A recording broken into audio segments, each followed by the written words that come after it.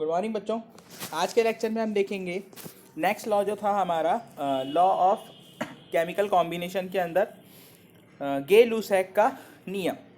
इसको हम कहते हैं गैसीय आयतन का नियम या फिर गे-लुसैक का नियम। इसको देने वाले जो साइंटिस्ट थे वो गे-लुसैक थे, इसलिए हम इनको गे-लुसैक का नियम कहते हैं। इस नियम के अनुसार उन्होंने बताया कि अगर दो या दो से ज़्यादा गैसें आपस में मिक्स होती हैं, है ना, संयोग करके किसी नए गैसों का निर्माण करती हैं या फिर किसी पदार्थ का निर्माण करती है, तो इनके संयोग होने का जो अनुपात है वो सरल अनुपात होगा।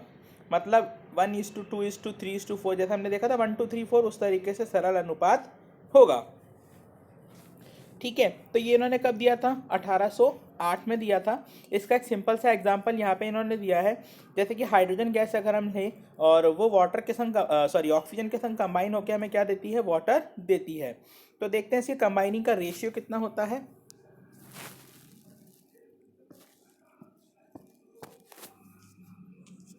देखो बच्चों ये आ गया हमारा H2, 2H2 plus O2 gives us H2O। ठीक है, 2H2। अब यहाँ पे इनकी कंबाइनिंग का हम रेशियो निकालेंगे। 2 2 4, मतलब कि एक हाइड्रोजन का एटॉमिक वेट होता है एक, दो हाइड्रोजन है यहाँ पे। ठीक है, दो हाइड्रोजन है, कितनी है? 4। तो इसका एटॉमिक मास आ जाएगा हमारे पास में 4। 4:1 इसका होता है 16, है ना, 16 होता है। 2 है तो कितना हो जाएगा? 32। ओके, या फिर अगर हम वैसे लें सिंपल, तो आप लोग देख रहे हो कि 4 एटम तो यहाँ पे हाइड्रोजन के हैं और 2 एटम किसके हैं बच्चों? ऑक्सीजन के हैं। ठीक है, अब इसको जब हम और सिंपलेस्ट रेशियो में कन्वर्ट करते हैं तो कितना आएगा?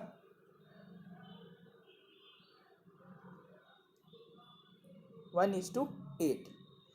ठीक है, तो यहाँ पे आप लोग देखो कि इनके जो कंबाइन होने की कैपेसिटी है वो एक सिंपलेस्ट रेशियो में है।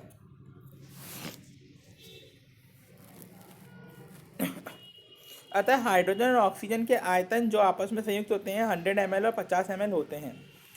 अब इसको 50 और 100 के बेस पे ले तो इसका जो आपका वो आएगा अनुपात, वो कितना आएगा? 2:1, है ना। गे-लुसैक ने आयतन संबंधों को पूर्णांक अनुपातों की खोजों में वास्तव आयतन के संदर्भ में स्थिर अनुपात का नियम ही समझाया है। मतलब ये स्थिर अनुपात का नियम ही है, इसे बस दोबारा से एक्सप्लेन किया है। इसके बाद हम लोग आते हैं अवागाद्रो के नियम पर। अवागाद्रो का नियम क्या है? अवागाद्रो का नियम हमें ये बताता है कि यदि किसी स्थिर दाब पर गैसों के आयतन लिए जाएं, स्थिर आयतन लिए जाएं, मतलब समान आयतन लिए जाएं, तो उनमें उपस्थित कणों की संख्या अपने आप समान हो जाती है। उसको हम कहते हैं अवागाद्रो नंबर। वो क्या होता है? अवागाद्रो नंबर होता है हमारा 6.022 इंटू 10⁻23। ये है हमारा अवागाद्रो नंबर।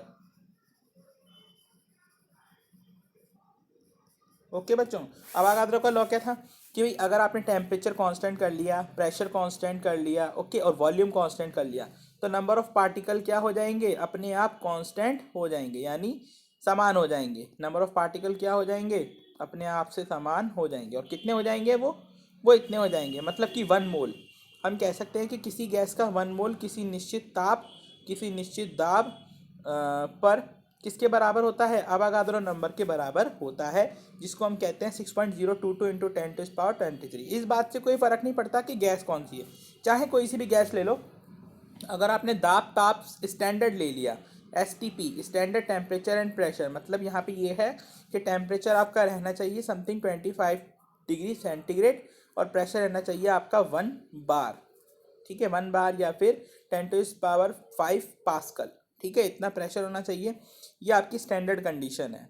इस पर अगर वॉल्यूम आपने ले लिया, कितना? 1 मोल ले लिया, और गैसों के जो नंबर ऑफ पार्टिकल होंगे वो क्या हो जाएंगे? फिक्स हो जाएंगे। ठीक है, आगे चलते हैं। मैनू रब मिलिया, सब मिलिया, जब तू मिलिया मैनू।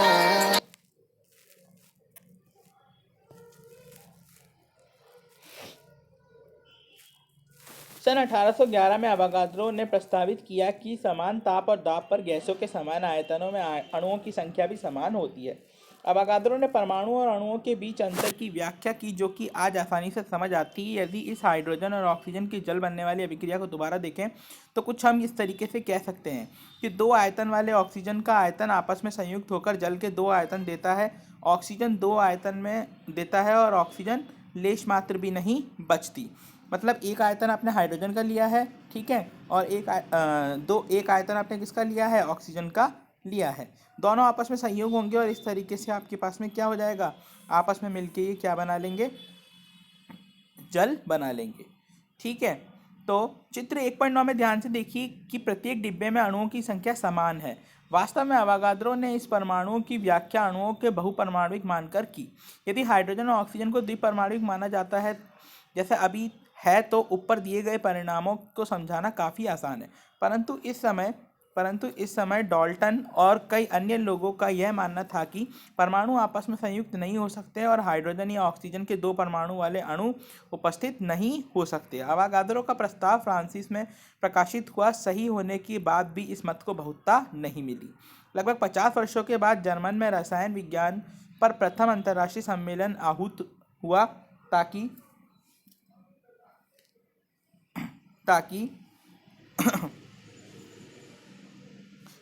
ताकि कई मतों को सुलझाया जा सके। इसमें स्तेनिस्लाव के निज़ारों ने रसायन दर्शन पर विचार प्रस्तुत करते समय अवागाद्रो के कार्य के महत्व पर बल दिया।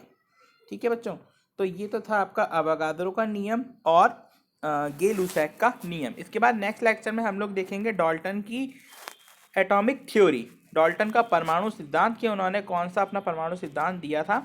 ओके, उसके बाद में हम लोग देखेंगे परमाणु द्रव्यमान कि एटॉमिक वेट क्या होता है, एटॉमिक मास क्या होता है। ठीक है, वो देखेंगे हम लोग किसके कारण होता है, कैसे होता है। औसत परमाणु द्रव्यमान देखेंगे, एवरेज एटॉमिक मास क्या होता है। फिर इसके बाद देखेंगे आणविक द्रव्यमान क्या होता है, मोलर मास क्या होता है, इसका सूत्र निकालने का तरीका क्या है, आइसोटोप क्या होते हैं, आइसोबार क्या होते हैं। ठीक है, ये सारी चीज़ें हम नेक्स्ट लेक्चर में देखेंगे। ओके बच्चों, आज का लेक्चर पूरा होता है। Thank you.